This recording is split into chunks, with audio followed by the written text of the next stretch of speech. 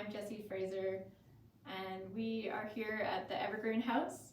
It's a Dartmouth Heritage Museum and the former home of Helen Crichton. The work installed in the house is titled I Hope You're Both Well. It's inspired by two books, Blue Nosed Ghost by folklore author Helen Crichton and The Key to Weaving by Mary E. Black. So both of these books were gifted to me by mentors before I set out to move from Calgary to Halifax. And so I arrived in a new city and I kind of craved companionship, and I found that connection in both Mary and Helen in folklore and in craft. These authors were influencers of their time. They kind of shaped the collective memory of Nova Scotia history through collecting stories, pedagogy, and advocacy. And I just feel like telling a story is a translation of material. It's a selection of information that is salient to you.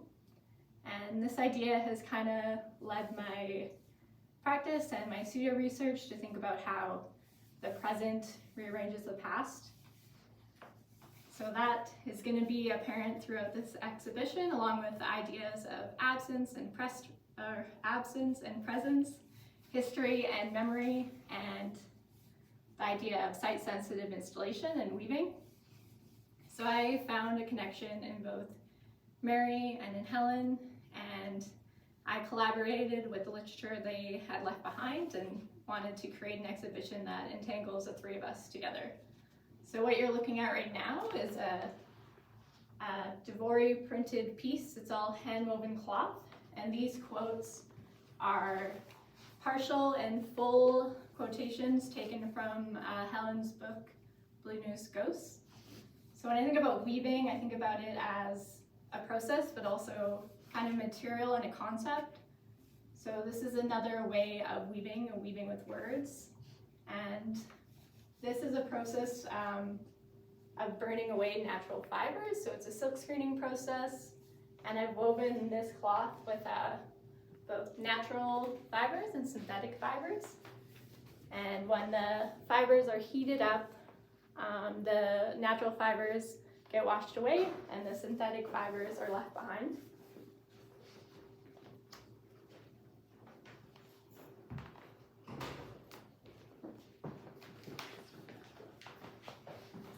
My practice is usually about searching and uncovering and then weaving back together these fragments to kind of create experience and to better understand myself, really. This is in the red room. Move to the parlor, I think.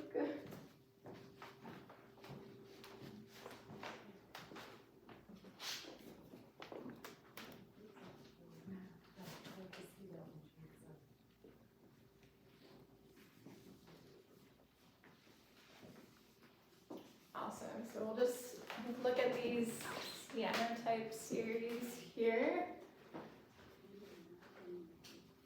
So I often kind of use the metaphor of haunting in my work. I think it kind of collapses ideas of time. It just, folds past and present together. And I also, think of haunting a lot with the idea of absence and presence. So processes like cyanotype printing and Devory printing work because of that, of an absence. So cyanotype printing is just a very basic photographic process. It captures and traces left behind by an object, so the negative details left behind. And so the only reason we have this trace is because the cloth is absent from the photo. And pretty similar to Devory printing, where, as I had mentioned,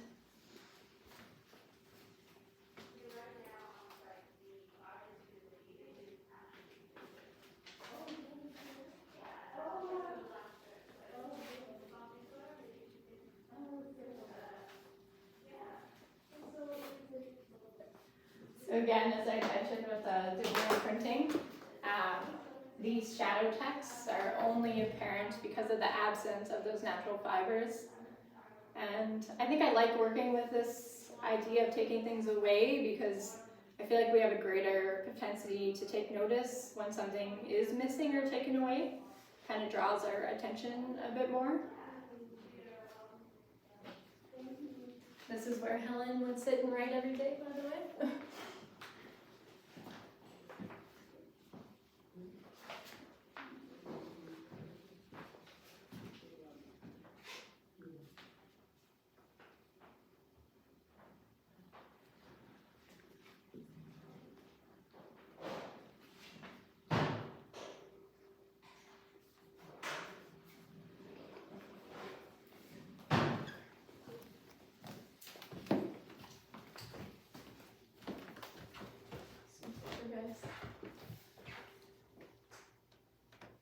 So I've always kind of been inherently drawn to working with cloth. I think because of the strong role it plays in our daily lives. It's present in our most mundane daily experiences. It's there in our most exciting rituals of life and death. Everyone kind of has an intimate knowledge of cloth. Gives you a bit of a head start on other mediums. For say, if you look at this black textile, you can kind of tell the shinier bits have a certain feel compared to the woolen darker bits. So this quilt here is based off of a weaving structure from Mary's book. It's called Spider Pattern. It's kind of just to represent somewhat of a deathbed here, and with kind of spirit essence rising up. I'm really interested in not so much playing with color, but playing with texture and sheen. So working with all kind of black woven pieces or pieced work through here. I just wanted to play up the different, lightweight fabric versus heavy fabric and that sheen. So really paying attention to the use of light as well. Yeah, I can see that, like all the shades and everything. Yeah, it's really cool. There's also tours here that are excited to see you, Jessie. Oh, okay. And we have a few more weavings over here. So these are departing a little bit from the idea of Mary and Helen, but they have to do with the house. Upstairs there's a little exhibition about the Halifax explosion. These weavings are created from photographs taken to document the Halifax explosion. I stumbled across these during the first lockdown. I usually work with a lot of archival images or just in archives.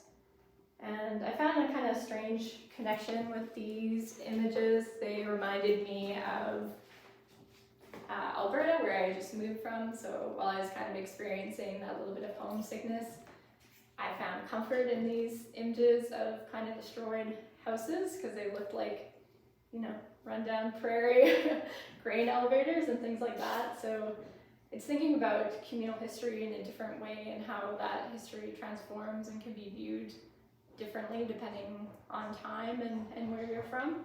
And these are used woven pieces as well, but they're woven with a jacquard loom. So that's a computer assisted loom. Pretty much if the loom sees a black pixel, it lifts the thread up. And they're still hand woven. It's not like a printer, but it's a pretty neat technology. And I have one more jacquard weaving to show you just at the front of the house.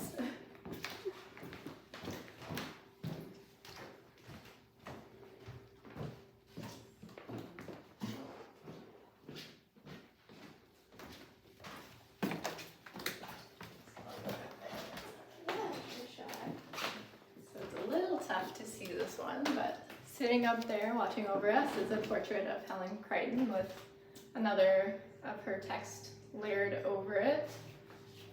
I feel like textile or language is kind of born from textile processes and materials. So for me, language and textiles are so intertwined and kind of inseparable. So I think that's where my desire to keep layering the two together, having them be completely dependent upon each other, comes from.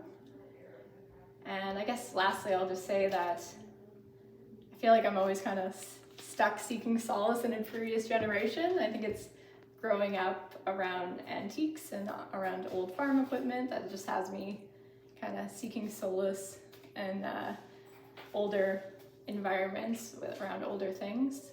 And my work just is kind of it's a revealing and an erasure. It's kind of how I think collective memory works, where parts are embellished and also lost. So there's a lot of processes in the work that play with those ideas. And I think that's all I got for today. So thanks very much for spending your time to watch this video.